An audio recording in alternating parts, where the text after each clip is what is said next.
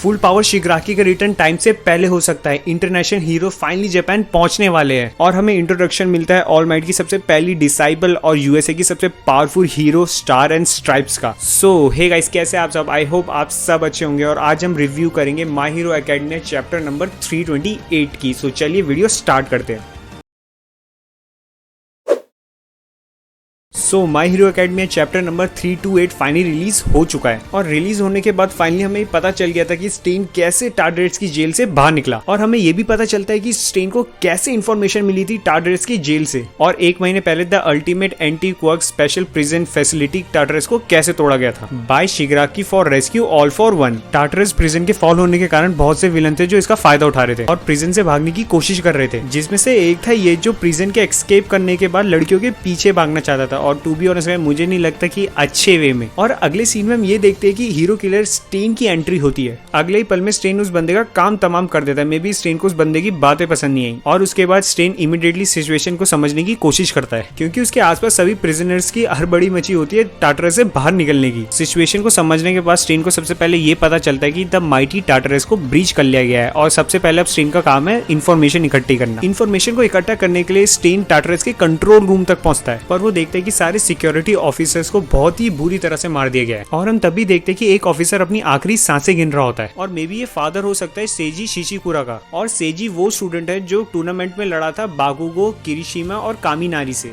जिसने बाकुगो को एक मीट बॉल में ट्रांसफॉर्म कर दिया था और उसने मेंशन भी किया था कि उसके पापा ऐसा गार्ड सर्व करते टार्टरस में। सो ऐसा हो सकता है कि इसी के पापा हो जो अब नहीं रहे, रेस्ट इन पीस। तो अब चलिए बात करते हैं आगे की। जब वो गार्ड अपनी आखिरी सांसें गिन रहा होता है तो स्टेन उसके पास जाता है। स्टेन नोटिस करता है कि उस ऑफिसर ने एक मिस्टीरियस बॉक्स को अपनी जान से लगा के पकड़ रखा होता है। स्टेन उस मिस्टीरियस बॉक्स को उस ऑफिसर के हाथ से ले लेता है एंड देन वो मरता हुआ ऑफिसर स्टेन को बोलता है कि ये बॉक्स शिगाकी के किसी भी फॉलोअर्स के हाथों में नहीं लगना चाहिए। और इसके बाद हम देखते हैं कि हीरो किलर स्टेन उस बॉक्स को लेके जा ही रहा होता है तभी वो मरता हुआ ऑफिसर स्टेन को अपनी आखिरी बातें बताता है कि इस इंफॉर्मेशन बॉक्स को किसी हीरो के हाथ में दे देना और चाहे कुछ भी हो जाए ये विलन्स के हाथ में नहीं लगना चाहिए। और उसी के रिप्लाई में हीरो किलर स्टेन बोलता है कि तुम्हारा मरना बिल्कुल भी जायज नहीं जाएगा, मैं एक अच्छे इंसान को जानता हूँ और हम सबको पता है कि वो बंदा कौन होने वाला है। और नेक्स्ट शॉट दोस्तों इस चैप्टर का सबसे बेस्ट शॉट होता है। ये शॉट बहुत ज्यादा डरावना था पर to be honest guys it's look so god damn cool. After death हमें ये बताया जाता है कि स्टेन समुद्र में कूद जाता है और स्विम करते हुए प्रिजन से भाग जाता है और यहाँ से टार्टरस की फ्लैशबैक की एंडिंग हो जाती है। और अब जो अगला शॉट आता है वो सारा प्रेजेंट टाइम में चल रहा होता है। अगले शॉट में हम डिटेक्टिव सुकाची और ऑल माइट को देखते हैं एक दूसरे से बात करते हुए और डिटेक्टिव सुकाची को देख के लगता है कि ही गेन सम मसल्स मैन। और इस शॉट को देख के हमें ये पता चलता है कि जब स्टेन ने ऑल माइट को इन्फॉर्मेशन दी थी तो ऑल माइट सबसे पहले किसके पास गया था। और आफ्टर दैट डिटेक्टिव सुकाची से हमें ये सुनने को मिलता है कि Tartarus system completely cut off है पूरी वर्ल्ड से और इसी की वजह से हमें ये इन्फॉर्मेशन कभी मिलती नहीं अगर टार्टरस डिस्ट्रॉय नहीं हुआ होता। डिटेक्टिव सुकाची की बात से हम ये पता लगा सकते हैं कि ऑल माइट को जो इन्फॉर्मेशन मिलती है स्टेन से वो इतनी ज्यादा इंपॉर्टेंट है एंड अगर ये valuable information Stain All Might के हाथों में नहीं देता तो पक्की बात है कि हीरोज का काम तमाम हो जाता। बट एनीवे अगले शॉट में सुकासी का असिस्टेंट कैटमैन से हमें ये पता चलता है ऑल फॉर वन और शिगाकी एक दूसरे से कनेक्ट हो सकते हैं माइंडली और दैट इज वाई वो एक दूसरे से बात कर सकते हैं माइंडली और इसी की वजह से उन दोनों ने इतना परफेक्टली अटैक किया था टार्टरस में और उसकी सिक्योरिटी सिस्टम को फेल कर दिया था। सो इधर हमें ये पता चलता है कि ऑल फॉर वन शिगाकी से डायरेक्टली कनेक्ट कर सकता है समहाउ, जैसे वन फॉर ऑल के प्रीवियस यूजर डेको के माइंड में बात करते हैं वैसे ही। बट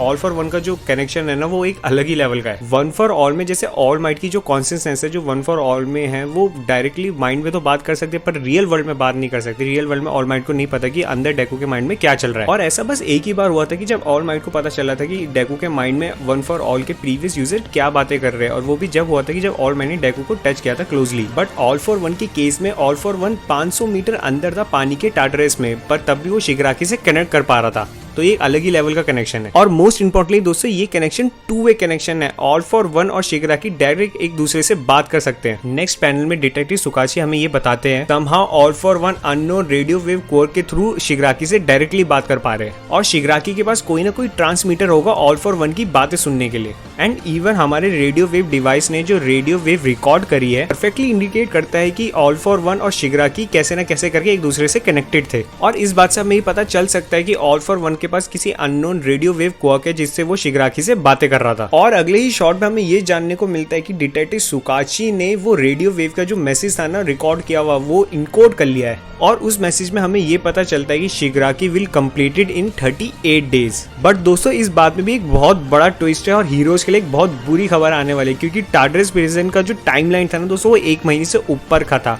सो अब आप कैलकुलेट करें तो सिर्फ 3 दिन बचे शिगराकी को फुल पावर में और फुरी रिकवर करने के लिए। दिस इन्फॉर्मेशन दोस्तों इज वेरी वेरी सरप्राइजिंग, क्योंकि माय हीरो एकेडमी के एंड गेम सब शुरू होने वाले, फाइनल बैटल शुरू होने वाले, फाइनल वॉर शुरू होने वाला है। पर्सनली मुझे नहीं लगा था कि इतनी जल्दी शुरू हो जाएगा, बट अब देखते हैं आगे क्या होगा। Anyway come back to a chapter. Next shot में पूरा का पूरा सीन चेंज होता है और यहाँ पे हमें देखने को मिलता है इंटरनेशनल हीरो कम्युनिटी। से हमारे रियल लाइफ में यूएन कम्युनिटी है ना, सेम टू सेम वैसी इंटरनेशनल हीरो कम्युनिटी जापान के करंट स्टेटस के ऊपर अभी बातें कर रही होती है कि अभी जापान में क्या चल रहा है और अभी इंटरनेशनल हीरोज को जापान भेजा जाए कि नहीं। नेक्स्ट शॉट में इजिप्ट का नंबर 1 हीरो हमें सलाम दिखता है, जो हमें माय हीरो एकेडमी की मूवी में भी दिख चुका है। अगर हॉक, एंडेवर और ऑल माइट ने रिक्वेस्ट करी है तो देयर नो वे कि हम उसे रिफ्यूज कर सकते हैं। और उसी के बाद सिंगापुर का number 1 hero big red dot भी हमें ये बोलता है कि ऑल माइट हमारा दोस्त है और दोस्त की हेल्प करने के लिए हमें किसी की परमिशन की जरूरत नहीं है, हम वहां जाएंगे। और बिग रेड डॉट भी हमें माय हीरो एकेडमी की मूवी में दिख चुका है। और इस बात को देखते हुए हमें 100% कंफर्मेशन मिल गई कि इंटरनेशनल हीरो जापान में आने वाले हैं। और लास्ट शॉट में हमें ये देखने को मिलता है कि यूएसए की number 1 hero star and strips अपने मास्टर की मदद करने के लिए B2 बॉम्बर्स की पूरी फ्लीट लेके जापान की तरफ निकल चुकी है मदद करने। तो गाइस यहाँ से चैप्टर का एंड होता है। और अगर आपको मेरी वीडियो पसंद आई है तो प्लीज मुझे लाइक एंड सब्सक्राइब कीजिए, क्योंकि इस चैप्टर को समझने के लिए मुझे काफी बार इसे पढ़ना पड़ा। So thank you so much.